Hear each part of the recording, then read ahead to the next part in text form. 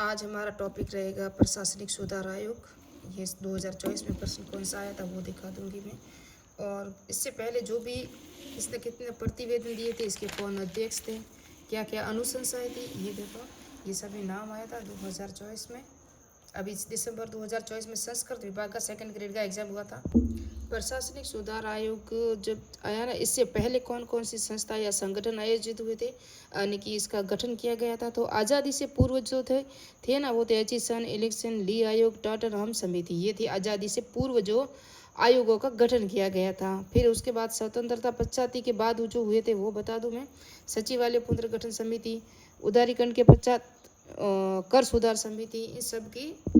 फिर ये वेतन आयोग भी आया था, 5वां वेतन आयोग, ये वगैरह क्या थे आपको बता दूं। इन सब की सिफारिशों पे फिर प्रथम प्रशासनिक सुधार आयोग, फिर द्वितीय प्रशासनिक सुधार आयोग। प्रश्न हमारे प्रथम या द्वितीय प्रशासनिक सुधार आयोग, प्रथम प्रशासनिक सुधार आयोग या द्वितीय प्रशासनिक सुधार आयोग, या उसके प्रतिवेदन, या उसके अध्यक्ष या सदस्य, या वो एक संस्थान या भ्रष्टाचार आयोग जो है ना, उन सब से प्रश्न आता है। डीपली प्रश्न इतना नहीं आता है, तो हम डीपली नहीं जाएंगे। ये ऊपर ऊपर से सुपर फास्ट रिवीजन करेंगे। जो प्रथम बार जो प्रशासनिक सुधार नहीं, कुछ आयोगों का गठन हुआ था प्रशासनिक सुधार आयोग से पहले। तो पहला ही जो आयोग था वो देखेंगे पहले, पराधीन भारत में प्रशासनिक सुधार आयोग। तो एचिसन आयोग पहला कौन सा आयोग था? एचिसन आयोग वेरी इंपॉर्टेंट है। 1986 में पंजाब के गवर्नर रहे अम्परस्टन एचिसन के नेतृत्व में इस आयोग का गठन किया, जिसमें 1887 में अपनी रिपोर्ट प्रस्तुत की थी। और सिविल सेवा के परिवेश के लिए अधिकतम आयु 23 वर्ष रखने का सुझाव दिया था। किसने दिया था? एचिसन आयोग ने दिया। आयोग ने प्रशासनिक सेवाओं को शाही सेवा, प्रांतीय सेवा, अधीन सेवा 3 भागों में बांटा था। किसने? एचिसन आयोग ने। आज तक प्रश्न नहीं आया यहाँ से। एलिक्स्टन आयोग 1912 में गठित, 1915 में रिपोर्ट दी। इस आयोग का सुझाव दिया कि भारत में उच्च सेवाओं में भर्ती और नियुक्ति का अधिकार भारत सरकार को दिया गया, और समय भारत के मंत्री के पास था जो इंग्लैंड में ये कार्य करता था। उस समय जो ये जो कार्य हो रहे थे ना, इलेक्शन आयोग, ये पहले तो अंग्रेज करते थे ना, जो भी भारत में जितने भी से लोक सेवकों की नियुक्ति करनी है। लेकिन अब जो ये सब आयोग वगैरह हो रहे हैं ना, ये भारत के ही लोगों को करना है, लोगों को नियुक्ति देनी है। भारत के ही लोग जो लोक सेवक है ना, वो भारत के ही लोग हों, इसकी सब लड़ाई हो रही है। ली आयोग का जो अध्यक्ष, फिर इसके बाद तीसरा जो आयोग हुआ ली आयोग, इसके कौन थे? विलकाउंट ली, इनके विस्काउंट ली इसके अध्यक्ष थे। ली की अध्यक्षता में 1923 में गठित, 1924 में रिपोर्ट दी। और इसने केंद्रीय लोक सेवा, देखो पहले यूपीएससी वगैरह कुछ नहीं था। ली आयोग की सिफारिश पर क्या उनका गठन का सुझाव दिया गया था कि केंद्रीय लोक सेवा आयोग का गठन किया जाए। बाद में इस आयोग की सिफारिश हुई ना, 1 अक्टूबर 1926 को केंद्रीय लोक सेवा आयोग की स्थापना हुई, जिसमें प्रथम अध्यक्ष थे रॉस बॉरकर थे। कौन थे? यूपीएससी की जो स्थापना वगैरह हुई। आरपीएससी की स्थापना भी नहीं हुई अभी तक। सब इन आयोगों के गठन के लिए ही ये सिफारिशें हो रही हैं सभी, कि स्थानीय स्तर पर स्थानीय लोगों द्वारा हमारे ही लोग यहाँ पर भर्ती हो। इसका मतलब ये है। स्वतंत्रता के बाद केंद्रीय लोक सेवा आयोग 26 जनवरी 1950 को संघ लोक सेवा आयोग परिवर्तित होगा, जिसमें प्रथम अध्यक्ष HK कृपलानी है। कौन है? उसके बाद जो परिवर्तन हुए। टॉन्टनहम रिपोर्ट द्वितीय विश्व युद्ध के दौरान रिचर्ड टॉन्टनहम की अध्यक्षता में गठित, जिसकी रिपोर्ट लागू नहीं हुई देश में। इसकी रिपोर्ट लागू नहीं हुई।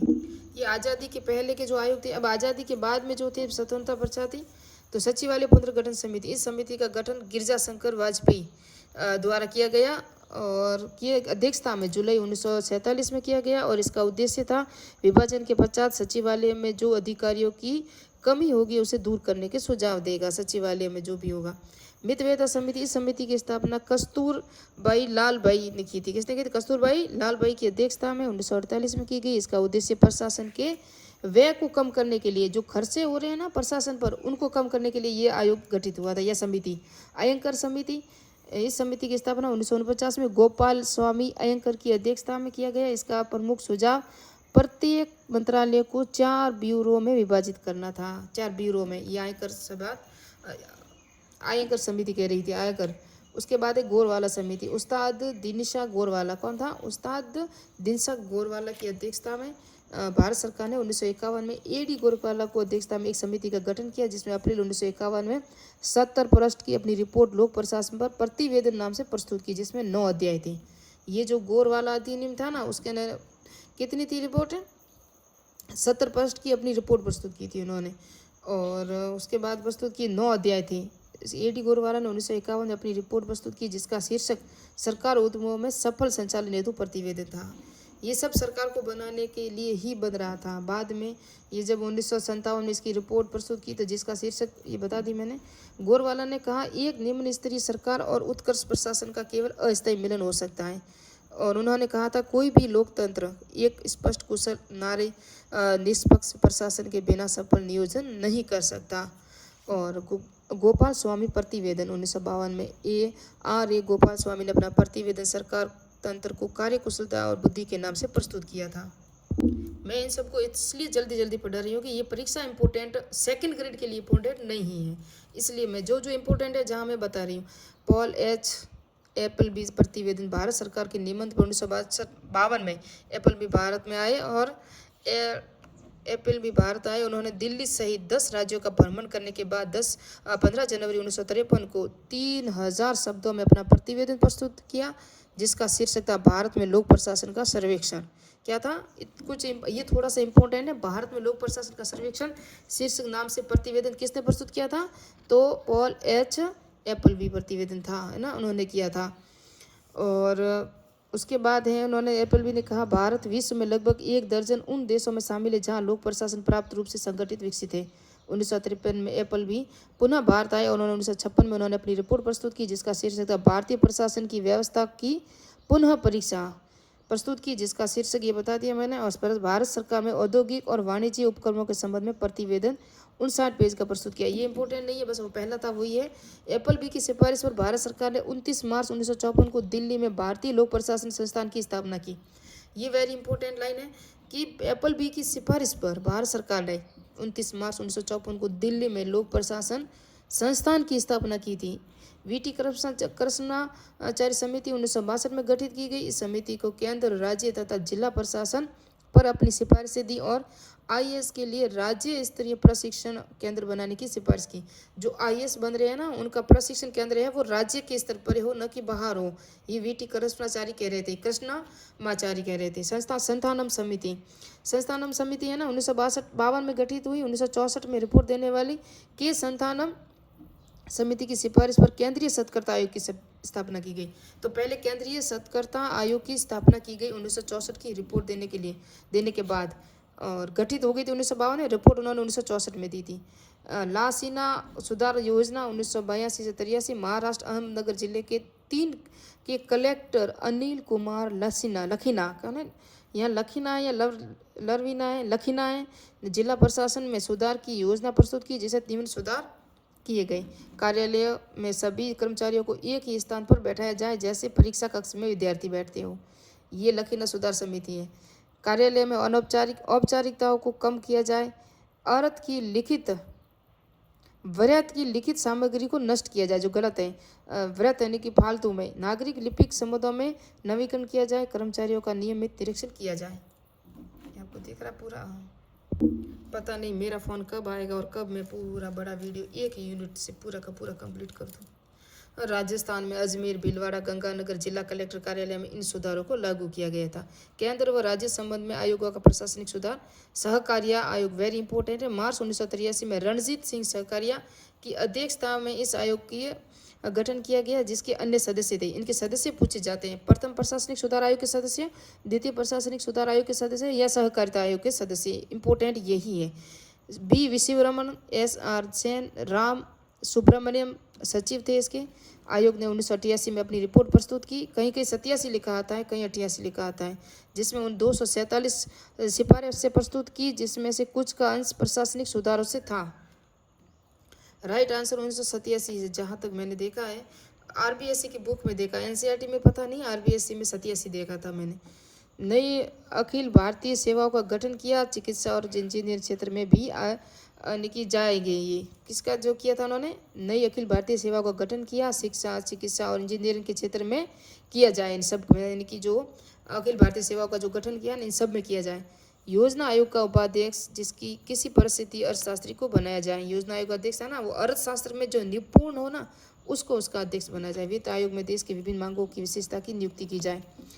संघ लोक सेवा आयोग के संबंधित विभिन्न आयोगों व समितियां। संघ लोक सेवा आयोग से तो अलग समिति की स्थापना 19 जुलाई 2000 में आईएएस परीक्षा की परीक्षा प्रणाली की समीक्षा हेतु सुरेंद्र नाथ समिति 2002 में गठित, जिसमें अखिल भारतीय सेवाओं की केंद्रीय सेवाओं में कार्य मूल्यांकन पदोन्नति संबंध में अपनी रिपोर्ट दी। होता समिति थी पीसी होता की अध्यक्षता में फरवरी 2024 में गठित की गई।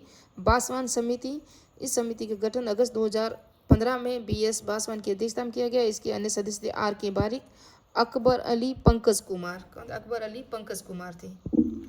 समिति की मुख्य परीक्षा में वैकल्पिक प्रश्न पत्र को समाप्त करने का सुझाव भी दिया। वेतन आयोग की प्रशासनिक सुधार आयोग जो जितनी भी अनुशंसाएं की थी किस किसने की थी, तो प्रथम वेतन आयोग था जो वर्ष 1946 से 1959 में श्री निवासन वरदाचार्य ने किया था। द्वितीय प्रश्न जो वेतन आयोग था वो 1959 से 1973 तक था, जगन्नाथ दास थे। तृतीय जो वेतन आयोग था वो 1973 से 87 तक रघुवर दयाल थे। चतुर्थ के थे पीएन सिंगल थे। पंचम के थे रत्नावल पांडियन और छठा वित्त आयोग थे बीएन कृष्ण और सातवां वित्त आयोग अशोक कुमार माथुर है। अभी आठवां वित्त आयोग जनवरी 2026 से आठवां वेतन आयोग लगेगा। अब हम देखेंगे कौन इसके अध्यक्ष वगैरह क्या है। अशोक कुमार माथुर थे 7वें वेतन आयोग के अध्यक्ष। पांचवें वेतन आयोग की निम्न सुझाव थी। सरकार ने 250 लाख पद तुरंत समाप्त कर दिए। जिस विभाग में कर्मचारी फालतू के वहाँ अनिवार्य सेवानिवृत्ति योजना शुरू कर दो। समाप्त सप्ताह में 5 दिन के स्थान पर 6 दिन कार्य दिवस रखा जाए। केवल 3 छुट्टियां यानी कि 15 अगस्त, 26 जनवरी, 2 अक्टूबर को ही रखी जाए। ये 5वें वेतन आयोग की सिफारिशें या सुझाव थे। कर्मचारियों की उपस्थिति के लिए कार्ड पंचिंग की योजना लागू की जाए। केवल सचिव स्तर के अधिकारी के लिए कार की सुविधा दी जाए। बोनस को उत्पादनता के साथ जोड़ा जाए। उत्पादन जितना होगा जितना आपको बोनस दिया जाएगा। अब बढ़ते हैं प्रथम प्रशासनिक सुधार आयोग। 5 जनवरी 1967 को भारत सरकार द्वारा इस आयोग की नियुक्ति की गई, जिसकी स्थापना का उद्देश्य देश में प्रशासनिक व्यवस्था का परीक्षण करना था।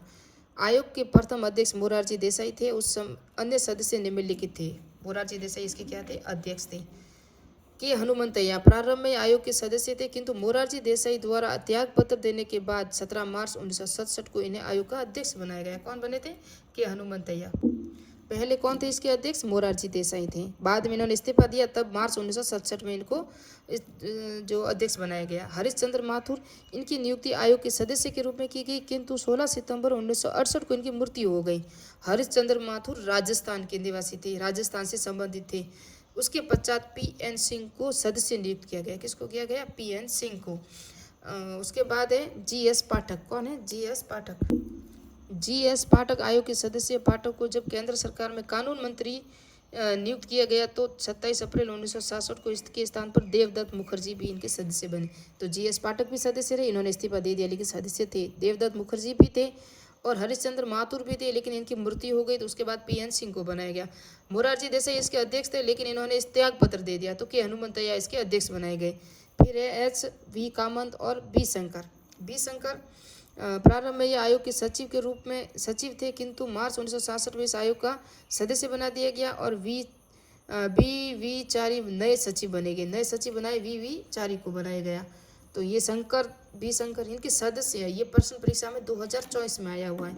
यही आया है, देखो 2024 में आया कि प्रथम प्रशासनिक सुधार आयोग के सदस्य कौन कौन थे। तो इनमें से वीएस पाठक है, हरिश्चंद्र माथुर है, के हनुमंतैया है, पीएन सिंह है और देवदत्त मुखर्जी हैं। और इसके अंदर कौन नहीं था? इनमें से ये दे दिए थे, एक अलग से दिया था वी रामचंद्रन सदस्य, जो द्वितीय प्रशासनिक सुधार आयोग के सदस्य थे। ये द्वितीय प्रशासनिक सुधार आयोग के सदस्य हैं, वो थे प्रथम प्रशासनिक सुधार आयोग के सदस्य। फिर आयोग ने अपनी प्रथम रिपोर्ट एक अंतरिम रिपोर्ट के रूप में प्रस्तुत किया, जिसका शीर्षक था नागरिकों की प्रतिवेदना का निवारण। वेरी इंपॉर्टेंट ये प्रथम रिपोर्ट थी।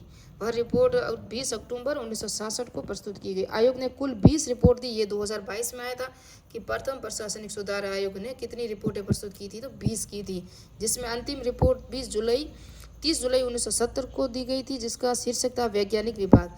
तो प्रथम और अंतिम रिपोर्ट तो आपको याद करना ही है, परीक्षा में आएगी। वैज्ञानिक विभाग है अंतिम रिपोर्ट, प्रथम रिपोर्ट है नागरिकों की प्रतिवेदना का निवारण, है ना।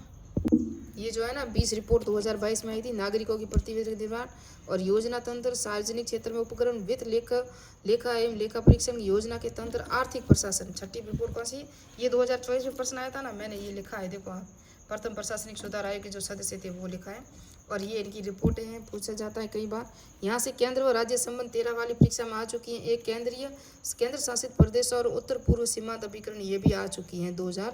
ये 10वीं रिपोर्ट, 10वीं 13वीं और अंतिम रिपोर्ट है 20वीं जो वैज्ञानिक विभाग है, वेरी इंपॉर्टेंट है, आ चुकी है ना परीक्षा में, इसलिए बता रही हूँ। एक पार्ट और बनेगा, फिर द्वितीय प्रशासनिक सुधार आयोग भी पूरा हो जाएगा। प्रथम प्रशासनिक सुधार आयोग आज पूरा हो जाएगा और एक और बनेगा। उसके बाद और देखते हैं सेक्शन वीडियो का मुझे बनाना था वो बना या नहीं, अभी एक और पार्ट रहा है। आयोग ने अपने उत्तरदायित्वों को पूरा करने के लिए 20 अध्यापन दल और 13 प्रकार की कार्यकारिणी समूह का निर्माण किया, जिसमें से कुल 210 व्यक्तियों ने अपने सुझाव प्रस्तुत किए। ऐसे आमंत्रित सदस्यों में केंद्र सरकार के मंत्री, महान्यायवादी, आरबीआई गवर्नर, जिन विश्वविद्यालयों के कुलपति, प्रोफेसर, राज्यों के मुख्यमंत्री शामिल थे। ऐसे आमंत्रित सदस्यों में से जो सुझाव प्रस्तुत किए थे ना 210 व्यक्तियों द्वारा। और आयोग ने अपने कार्यकाल के दौरान 66 लाख रुपये का व्यय हुआ था। इस आयोग के लिए 66 लाख रुपये का खर्च हुआ। आयोग द्वारा कुल 581 सुझाव दिए गए, जिसमें से निम्नलिखित महत्वपूर्ण थे। अखिल भारतीय सेवा के अधिकारियों के लिए सैंडविच प्रशिक्षण प्रारंभ किया जाए। केंद्र सरकार के प्रधानमंत्री सहित जो कैबिनेट मंत्रियों की अधिकतम सदस्य संख्या 16 होनी चाहिए। ये इन्होंने रिपोर्ट में प्रस्तुत किया था। प्रथम प्रशासनिक सुधार आयोग में कहा था कि सैंडविच प्रशिक्षण हो। कैबिनेट मंत्रियों की अधिकतम संख्या 16 होनी चाहिए। प्रधानमंत्री सहित केंद्रीय मंत्रिमंडल की सदस्य संख्या अधिकतम 40 होनी चाहिए। केंद्रीय मंत्रिमंडल की जो सदस्य है ना वो कितनी होनी चाहिए? 40 होनी चाहिए, जिसमें विशेष परिस्थितियों में अधिकतम 45 किया जा सकता है। आयोग ने सुझाव दिया कि एक मंत्री को एक वर्ष में कम से कम 2 सप्ताह का अवकाश प्रदान किया जाए, जिससे वह स्वाध्याय कर सके। प्रशासनिक सुधार आयोग को सीधे उप प्रधानमंत्रियों के नियंत्रण में और कार्मिक विभाग को सीधे प्रधानमंत्री के नियंत्रण में रखना चाहिए। इस आयोग के द्वारा जिला प्रशासन के नियामकीय तथा विकास में दो भागों में सुझाव दिया, 2 भागों में बांटने का सुझाव दिया था। किसको? जिला प्रशासन को नियामकीय और विकासात्मक 2 भागों में। जिला कलेक्टर को नियामकीय कार्य प्रदान करने चाहिए और विकासात्मक कार्यों के विकास अधिकारी का पद होना चाहिए। ये सब इन्होंने कहा था। आयोग भारतीय प्रशासनिक सेवा के लिए जनरल पर्पज सर्विस शब्द का प्रयोग किया। आयोग ने कुल 8 प्रकार की अखिल भारतीय सेवाएं स्थापित करने का सुझाव दिया, जिसमें किसी प्रथम श्रेणी के कर्मचारी को 4 से 12 वर्ष का अनुभव हो। कितने? 4 से 12 वर्ष का। तो नेक्स्ट पार्ट में पढ़ेंगे द्वितीय प्रशासनिक सुधार आयोग के अध्यक्ष, आयोग की निम्नलिखित कितने प्रतिवेदन दिए थे, क्योंकि प्रतिवेदनों से प्रश्न आता है बार बार। और राजस्थान प्रशासनिक सुधार आयोग वो भी पूरा डिटेल से देखेंगे नेक्स्ट पार्ट में।